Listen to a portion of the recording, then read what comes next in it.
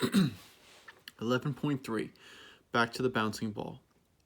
A tennis ball was dropped from a certain height. It bounced several times, rolled along for a short period, and then stopped. Function h gives its height over time. Here is a partial graph of h. Height is measured in feet. Time is measured in seconds. Use the graph to help you answer the questions. Be prepared to explain what each value or set of values means in the situation. Find h of 0. All right, so here they're talking about what is the height when 0 seconds have passed. So that would be 6.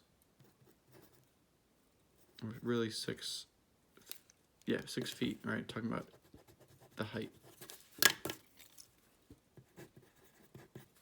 Solve the height, solve for the time when the height is 0.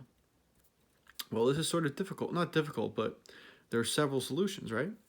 If we look here, we have one solution at 0.54 seconds. One solution here at 1.48 seconds. And another solution here at 2.25 seconds. Another solution that looks like it's about 3.02.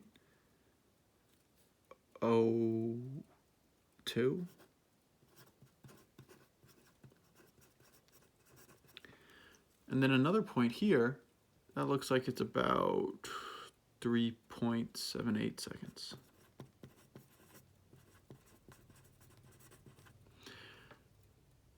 Really, if the ball keeps on rolling, or even if it doesn't roll at all, the height is going to remain 0 as long as it's touching the ground.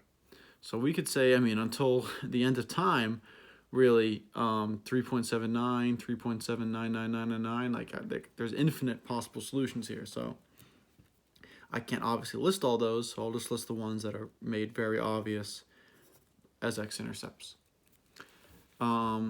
Describe the domain of the function. Well, the first x value would be 0 because we start it when time is equal to 0. And then any real number above 0 is possible. I could have 3.948765432 seconds, right? I can make up any possible number I want. It's all possible. So I would say all real numbers greater than or equal to 0.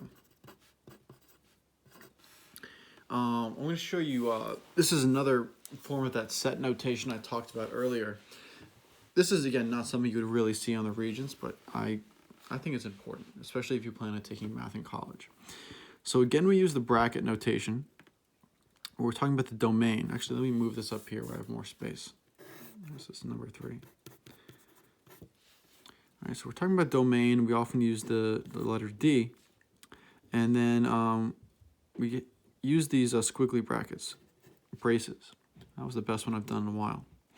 All right, and domain is all numbers x. So that's the first thing we put. And then we put sort of a line here.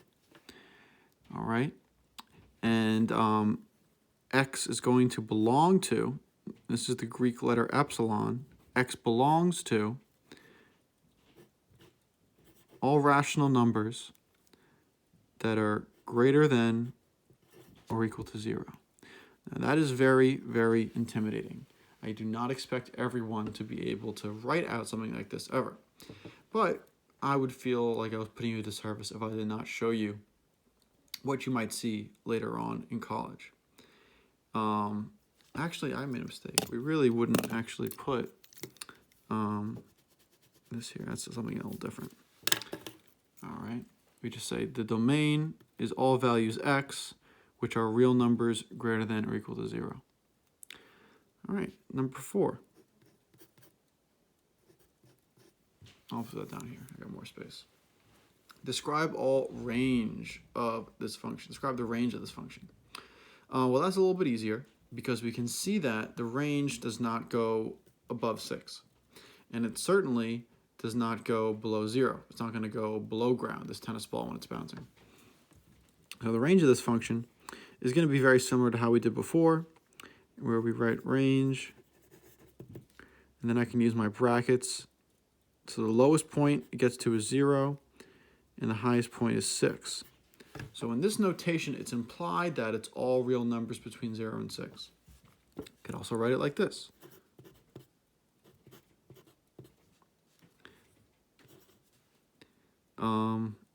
Yeah, you can write it like that.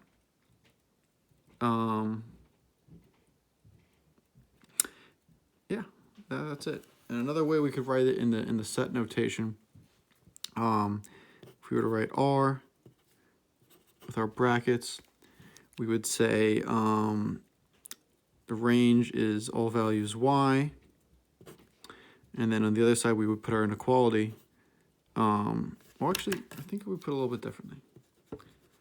I believe we would put the range is the real numbers. So a set of real numbers where Y is between 0 and 6.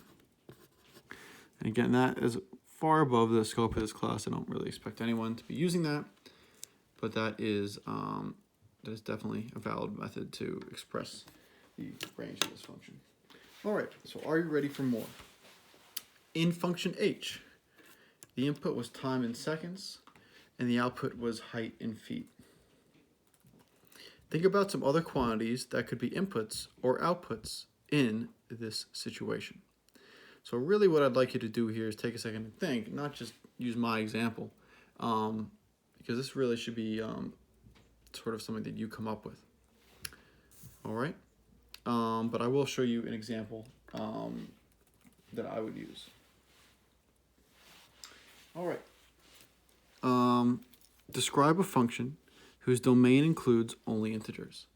Be sure to specify the units. All right. Okay, so I certainly wouldn't want to use time, because if I was using time, then right, it could be any possible number. I could have half a second, 2.2 seconds.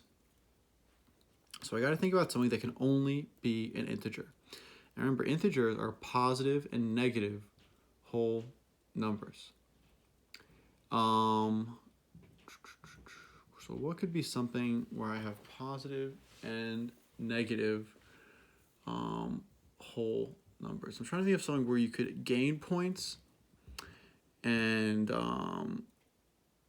lose points here, because it would have to be x values that go back and forth. So it could be positive and negative. I guess I could say temperature. Although technically you could have a fraction of a degree. But really, you know, with temperature, we really only say whole degrees. So let's just say, yeah, degrees. So what would temperature affect?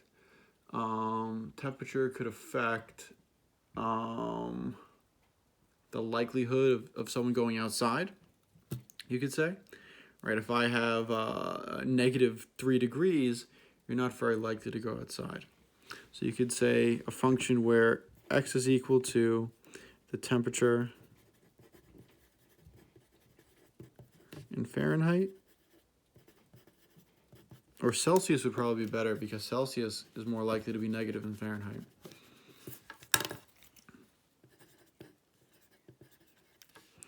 And here we could say the likelihood you go outside. I can tell you right now, if it is -30 degrees Celsius, there's a 0% chance I'm going outside. All right, number 2. Describe a function whose range includes only integers. Be sure to specify the units. All right, well, range is a little bit easier. Only integers. What would something be where I only have integers? Well, we always think about money. Money could be a negative number.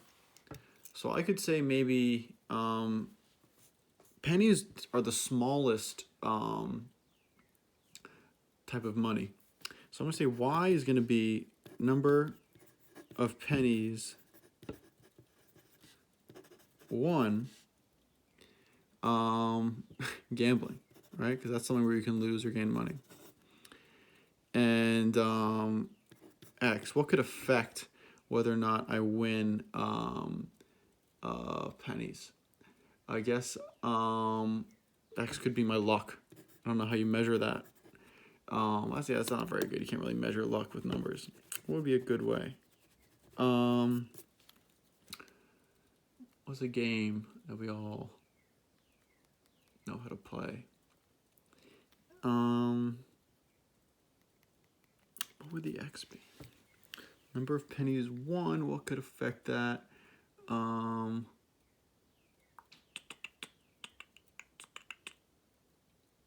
Yeah, I got to think about this one for a little bit. If any of you come up with examples for 1 and 2, I would 100% award bonus because this is actually pretty tough, and I'm going to have to think about this one for a little bit more. All right, so yeah, if you can come up with something for number 2, I would definitely award some serious extra credit for that. All right, have a great day.